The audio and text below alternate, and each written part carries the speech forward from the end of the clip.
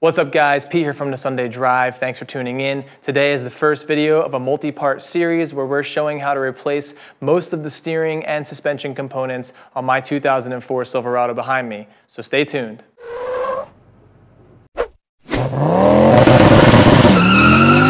So here's the parts that we're going to be installing on the Silverado, and as you can see, for suspension we have lower ball joints, upper ball joints, these Bilstein 5100 shocks, which should be a nice upgrade over the OEM, and sway bar end links, as well as polyurethane sway bar bushings, which also should be a nice upgrade over the rubber bushings. Steering wise, we have outer tie rod ends, inner tie rods, a pitman arm, an idler arm, and an idler arm bracket.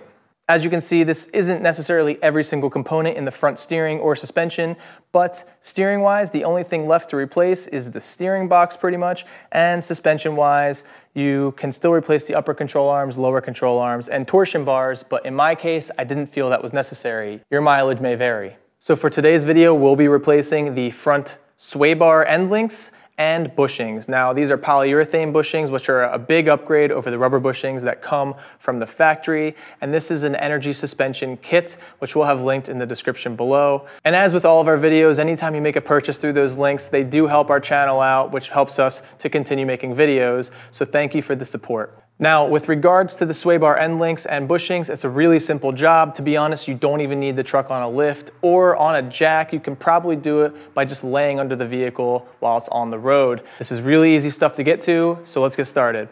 All right, so for demonstration purposes, we have the front tire off. Like I said, you don't need to remove the tire or even have the truck in the air, but for convenience, it definitely makes it easier. As you can see, we have the sway bar up here. We have the sway bar end link, and then we have the bushings that we're going to replace along with the mounts. Overall, when replacing this, there's about 6 bolts, which we're going to show you how to remove now. Now before we get started removing any bolts, I just want to point something out here. As you can see, there's a lot of rust on the frame of my truck, and these bolts are quite rusty. Now on top of here, you can actually get to the threads of the bolt, so I would recommend spraying some PB Blaster above here before you start removing anything. And you want to let that sit a little bit so it can penetrate. And after that, then you can start removing bolts and pray that nothing breaks. So we're over on the driver's side, and as you can see, this is where the sway bar end link connects to the lower control arm, and you can also see that the bushings are totally shot. They are cracking and they are destroyed. So all you need is a 14mm socket on the bottom and to remove this. All right, next we're going to come to the passenger side and do the same thing. And as you can see, it's not looking much better. Now on this side, the top is rotating, so we're going to have to get a wrench up there. So right now I'm putting vice grips on the top to hopefully hold that in position and prevent it from spinning.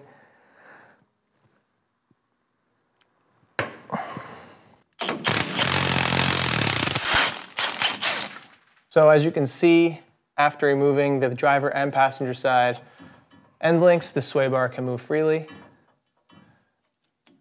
And we can start removing the center mounts.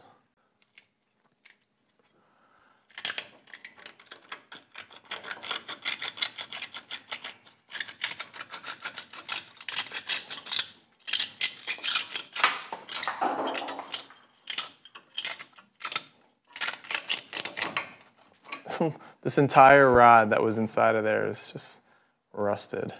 And as you can see, this bushing is dry and falling apart. And you might want to grab a hammer and see if you can force the end link through this casing.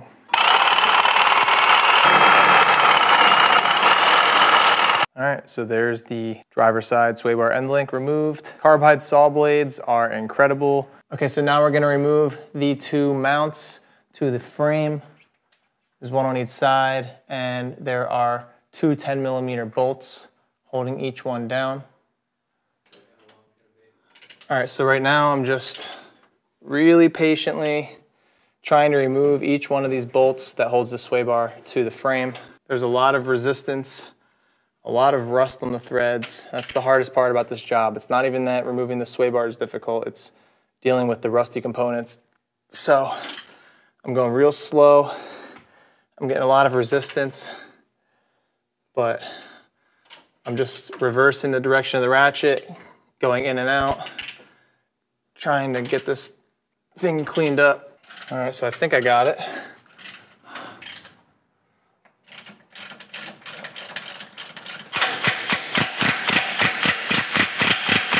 Another one without any casualties. It feels right.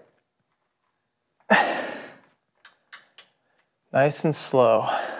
And then once I get a little gap below the bolt, spray some more.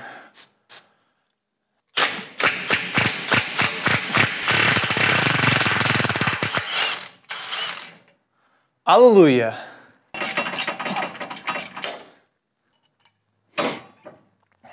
Now the reason I care so much about saving these is because the energy suspension kit does not come with replacement bolts for the frame. All right, so once you remove your last bolt, you have access to your sway bar, and you can take off these bushings. And here we go. You can see this is the old one. It's rubber. You can see that we have this nice polyurethane bushing, and it has a spot to grease it as well. Now the polyurethane ones, the grease fitting's good because they can be known to squeak a little bit more, but overall the ride performance that they offer is way worth a little bit of squeaking. And now finagle this so you have access to it. There's a slit on these ones as well, so you don't have to slide them on from the end of the sway bar.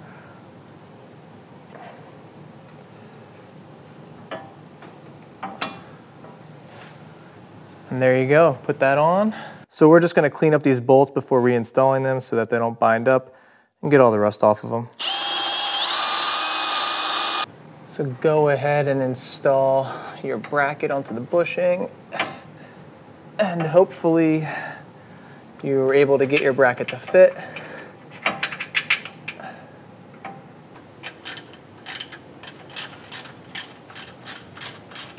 Now the kit came with these washers, and at first I thought that they should go between the bolt head and the bracket, as that's how most washers are used. I couldn't put the washers on the head side because they were hitting against the bracket, so that didn't make any sense. Then I thought that maybe the washers are meant to go between the bracket and the truck frame, but after trying that out, it didn't look right. I guess in this case, the washers are part of like a universal kit, and they may not be applicable to all kits. So in this case, for my Silverado, with the 1 1/8 inch bar, we didn't need the washers. I also ran into an issue where this bracket wouldn't line up with the bolt holes on the frame. I got it to line up now, but I was having an issue where the ears on the brackets they seemed to be flared out, and the bracket seemed to be too wide. The two holes wouldn't line up. They kept wanting to going crooked. So I put them in a vise, and we brought the ears in a little bit so that they sat flat on the workbench, and we also squeezed in the entire bracket a little bit, and the polyurethane bushing still fits inside of the bracket, and we now have it mounted up properly. So that was one of the issues that we noticed. I'm not sure if it was just this kit or if this is just because they're a universal type of bracket for GM vehicles and you kind of have to make it work. But there were no instructions, so you're kind of left to fend for yourself here. I'll go ahead and pop off this grease fitting cap. Fit the grease gun onto it. Now I've already got grease coming out.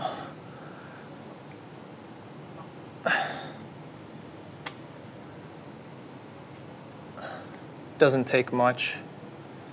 Now I'm going to take a little bit of grease, the same grease I used to lubricate the bushings on the frame, and put it on the side with the nub sticking out, because these can also have a tendency to squeak.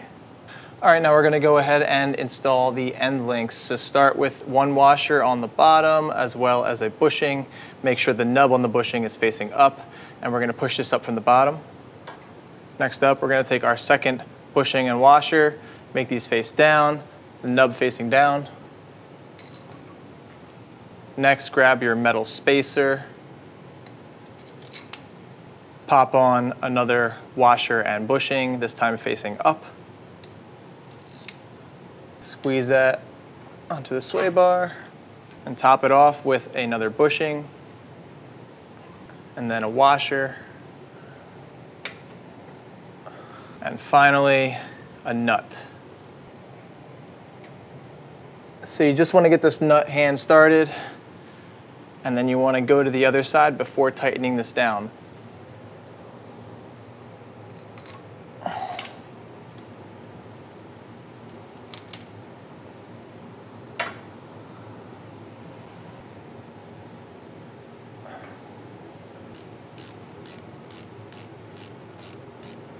Go ahead and take two 14mm wrenches. It helps to have a ratcheting one as well. Stick one on the bottom. And now we're going to tighten this up until the bushings reach the same width as the metal washers. They will squeeze out, and you'll probably have about 1 inch of thread remaining from the bolt on top.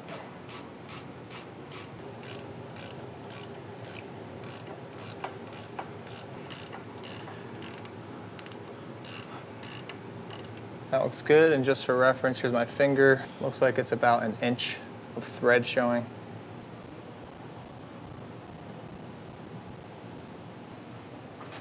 All right, so there you go. That is how you install the sway bar bushings and end links on this 2004 Silverado, and that was part 1 of this multi-part series where we replaced the suspension and steering components. If you found this video to be helpful, please give us a big like and subscribe. Thanks for watching, and be sure to tune in for the next few videos.